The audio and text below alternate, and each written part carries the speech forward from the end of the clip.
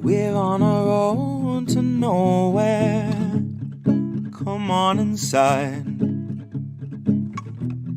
Taking that ride to nowhere. We'll take that ride.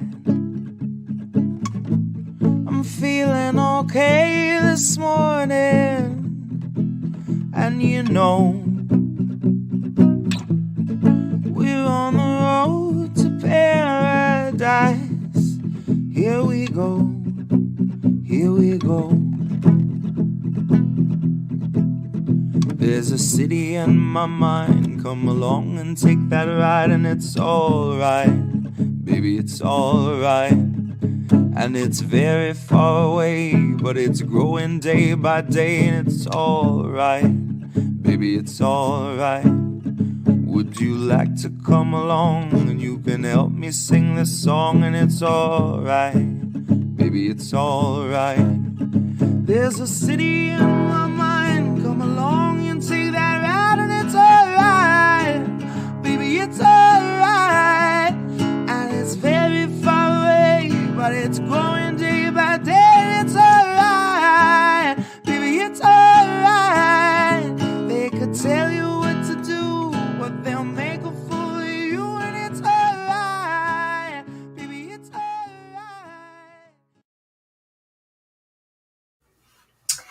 Hello, comrades. This was a very, very, very impromptu stream. It's something I've kind of been thinking about a bit lately. And last night, I had a conversation on the phone with a dear friend who I care about very much. And perhaps they're more forgiving than me. I'm not sure. Maybe they're just a nicer person than me, and I think they are. But something I just can't stop thinking about is, they said to me, it's really a shame you don't get along with that person because wait, where did I go? There I am. It's a shame you don't get along with that person because you have something in common with them. You both don't have power. And I was like, that's a really good point. But it's, yes, I think idealistically, it would be fabulous to be able to have solidarity with everyone. However, like everyone as far as a class issue. However, maybe I'm salty, I don't know, but when someone personally attacks and harasses and belittles and slanders myself and my comrades just because they may be in the same monetary class with me and also not have power per se, I can't then use the word solidarity with them. Would I fist fight them if I saw them in public? Of course not. I'm not a violent person. That's not what it is. But the word solidarity to me actually means something. And when you fundamentally disagree with someone and how they handle things and how they their style of things and their huge enormous ego that kind of overpowers everything that they do and things like that, like I don't want to be associated with that. So yes, I understand having like if we were doing a general strike and they were next to me, like I'm not going to be like, fuck you, go home. But at the same time, I'm not going to email them and be like, yo, solidarity. Because like, to me, the reason why I believe in national Medicare for all and federal job guarantee and Green New Deal and things like that is because I care about humanity. That's what it all comes down to. I do not just want those things for myself. I want them for everyone. And most leftists feel the exact same way. We want to better everyone. And I think, with that being said, when people are being deliberately slanderous, hateful, and just all around egotistical and nasty, to me, they do not have the same goals. To me, that is way more like ego is the biggest thing. When you're saying you're part of something, yet you are taking over every single thing about it with your pictures and stuff like that, and things like that, it's like the ego is just so big. I can't be around people like that. So there has to be exceptions. I'm maybe I'm salty, maybe I'm an asshole. I usually am an asshole. That's fair. But there are certain people that I absolutely cannot say I will be in solidarity with. You take National Medicare for All. Okay, well, I support national. Some people support state by state. So be it. That's their thing. I don't support super PACs. That's one thing I don't support. And just because the people who run that super PAC are supposed to be the same, class struggle as me, that does not make me feel obligated to be in solidarity with them. Because to me, they are doing harm because of what they spout, what they stand for. This group of people I do not trust, I do not like. And, my friend has a good heart. But I don't think I can get to that point where I can just be like, well, solidarity with everyone. I can't do that. And there's a lot of talk, especially with the trucker convoy, things like this. Can you be in solidarity with people who are poor, people who are, going paycheck to paycheck and stuff? Can you be in solidarity with them if you disagree on something like mandates or blocking traffic with a truck? Like, can you still be in solidarity with that person? Well, to me, like when we did the 56 Medicare for All nationwide actions, okay, in July, to me, that was about the issue. That was about Medicare for All. You support Medicare for All? Hell yes. Join us. We're not going to card you for your voter registration. We're not going to ask you who you voted for. We're not going to ask you how you feel about X, Y, and Z. You support Medicare for All, you come join us, period. And that was beautiful because that brought so many people together. It brought so many kinds of speakers together. It brought people who were curious about Medicare for All, who came out, who then became supporters. I talked to everyone, and it was an incredible event because it was the issue. However, when you take a group of people that is so incredibly toxic, not just to me and my comrades, but to so many other people, and there's a feeling that we should still be in solidarity. I can't do that. I can't, because they do not have good intentions. They don't want what we want. They are ego. They are, I got mine. They are, all about themselves. I do not align with that. I can't. Even a people power grassroots super PAC. Yeah, okay. I cannot align with that, and I will not align with that.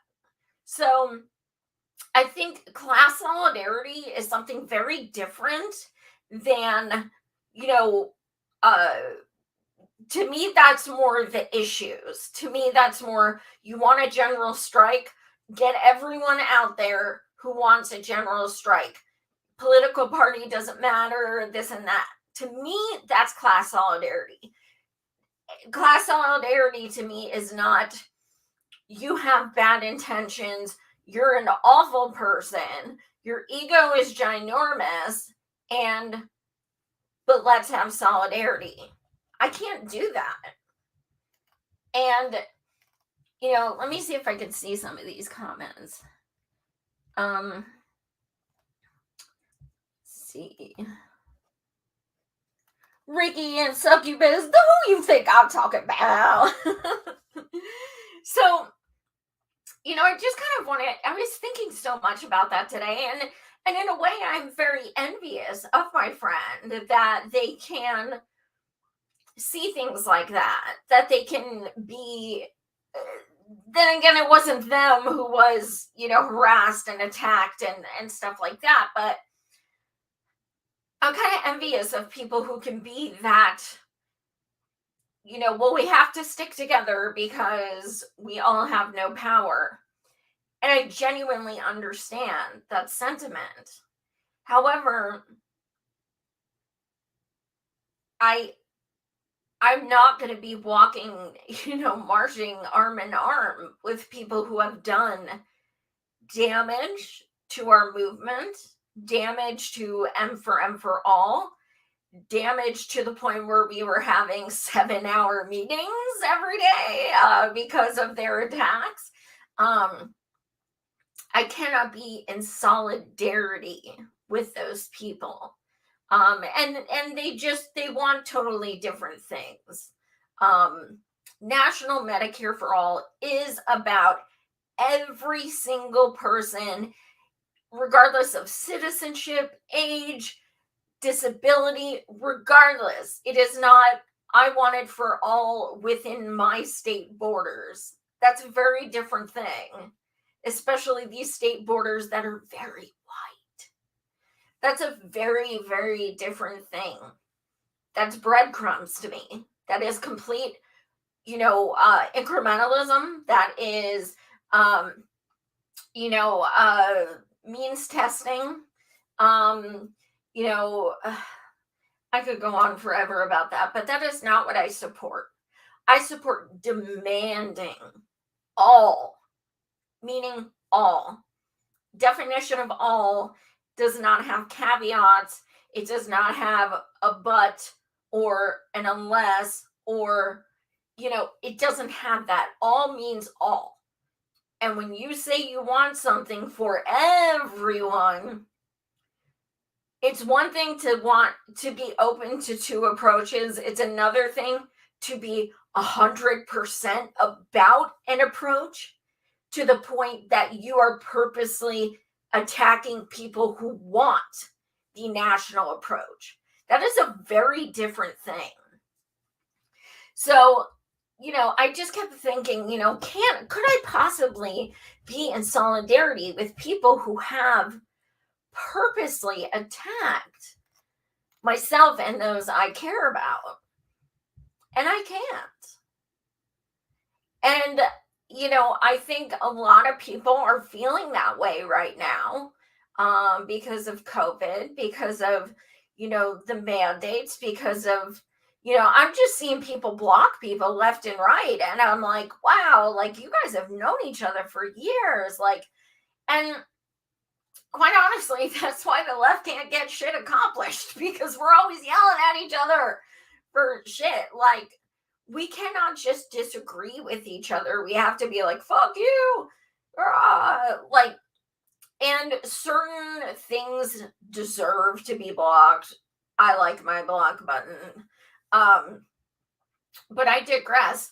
One of the other things I've been seeing a lot lately that's very frustrating to me is I've been seeing people talk about a general strike and talk about workers. And there's always this focus on workers. Hell fucking yes. Workers are included. without question, of course. But it shouldn't be only them.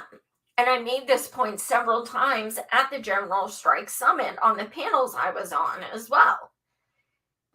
Workers, the word workers seems to be synonymous with general strike. But we have to be very cognizant of also including people who are disabled who can't work, the millions of people who are unemployed, millions of retired people, like millions of people without health care, regardless if they work or not, the homeless. Like this is general strike literally means general. That is not just workers. It's not. But so many times when you look at posts about a general strike, it has the word workers in it. And like a disabled person myself, I haven't been able to work for the past 2 years because of going blind. And does that mean I shouldn't participate? I don't think so. I think myself, the other disabled people, the other unemployed people, the retired people, the sick people, the homeless people, everyone should be able to participate and fight for everyone else. So I think if you're talking exclusionary, I think that, we have to get away from, saying the working class in situations like that, because there's a lot of people who don't work. And there's a lot of people who are participating in what they're calling the Great Resignation. So look at all the people striking right now. Technically, they're not workers. Of course, they should be, involved in a general strike. They're striking, literally. But no, they don't have a job right now. They're not getting paid. They're not going to work. But it should be all inclusive. Just a few thoughts on my head. Because I couldn't go live last night. I was sick as hell. But also, I want to talk about Stephen Donziger. Stephen, we are with you. Stay strong. We support you. We love you. You are a damn hero. I'm not sure if you guys heard. It was really just not reported. I only saw it because Marianne posted it, and she and I have done interviews about Stephen before. And basically what happened, Stephen Donziger was allowed to take off his ankle bracelet. He was given permission. He shouldn't have one anyway, but I digress. He was given permission to take off his ankle bracelet. He did. He took a picture of it and he's like, I'm free, And yesterday, they arrested him for taking off his ankle bracelet. The ankle bracelet he was allowed to take off and given permission to take off. They will stop at nothing to harass and retaliate and get this man. He fought for over 30 years to make Chevron pay for what they did to the indigenous peoples. And when he finally won a few years ago, they still haven't paid those people a dime. Many people who died of cancer because they literally told them the drinking water was safe and it was that consistency because it was like milk. Ruined tons of their land. Chevron was ordered to pay billions of dollars to these indigenous peoples and has never paid a cent, which I'd like to see someone else do that. His judge ended up being connected to Chevron. So we see why stuff like this is happening. Why did he get imprisoned for 6 months in the first place? Because he refused to turn over his computer, his laptop, because they were convinced that he was hiding money. Where he get this money, I don't fucking know, because it's a bunch of poor farmers who were who had him helping them to, a bunch of indigenous peoples who live on their land, who aren't exactly rich, having, Stephen work for them to help them. So they had this idea that like Stephen was hiding like millions of dollars. So they demanded his laptop and he wouldn't give it over. He's a lawyer. He knows if he gives that over, there are people's personal information and these people will stop at nothing. He knows these people will then get harassed and they don't need to know the people individually who were taking them to court. They don't need to know that. So, he finally goes on house arrest. He's able to take off his fucking ankle bracelet and now they arrest him because he's not wearing his ankle bracelet. This is insane.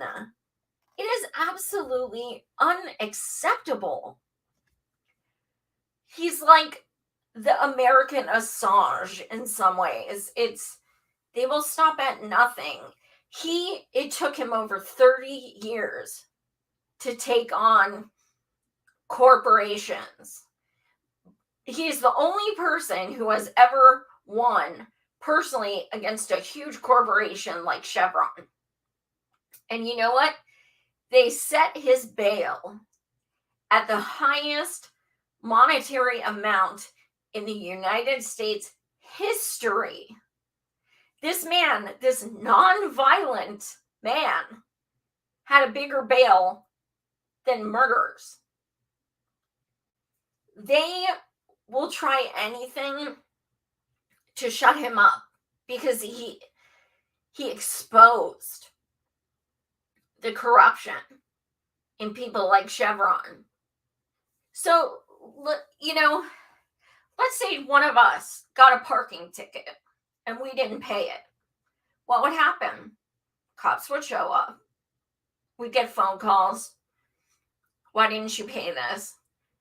Chevron owes billions of dollars. It's been a few years. They haven't paid a cent. Cool? Yeah, why not? It's a perfect example of how money rules everything. And we are seeing this by the way Stephen is being treated. It is awful. It's heartbreaking. So solidarity with Stephen. We love you. You're a fucking hero. Stay strong.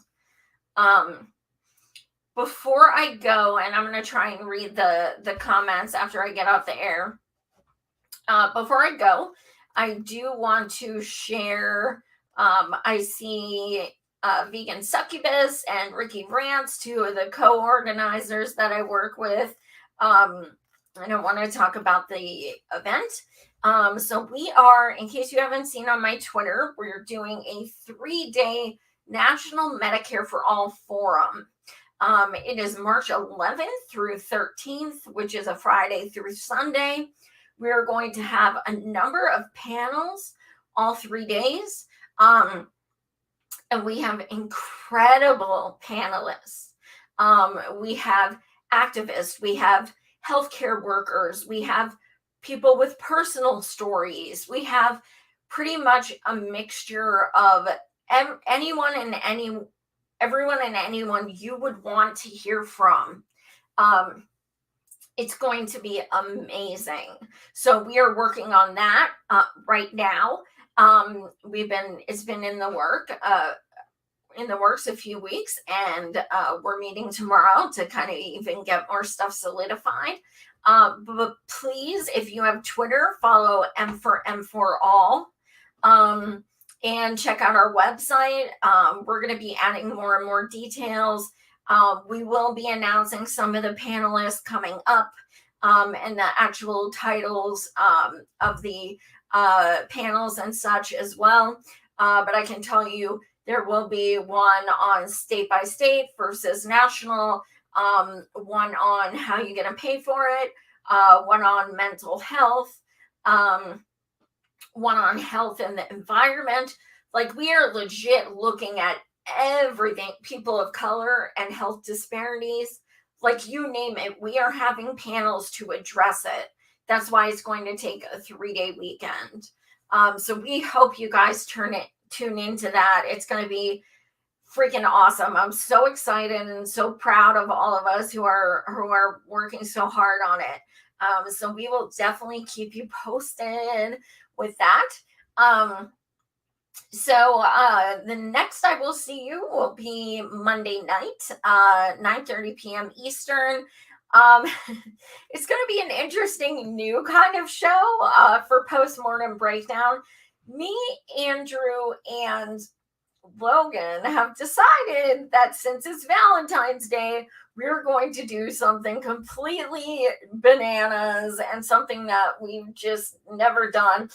We have very deep, in-depth conversations. Well, Monday, what we're doing is we're playing Truth or Drink. And all the questions are going to be about sex and love.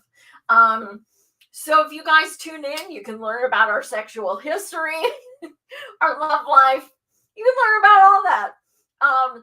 Chances are Andrew is going to get the drunkest because he's kind of, shy and stuff, and his mom watches the show.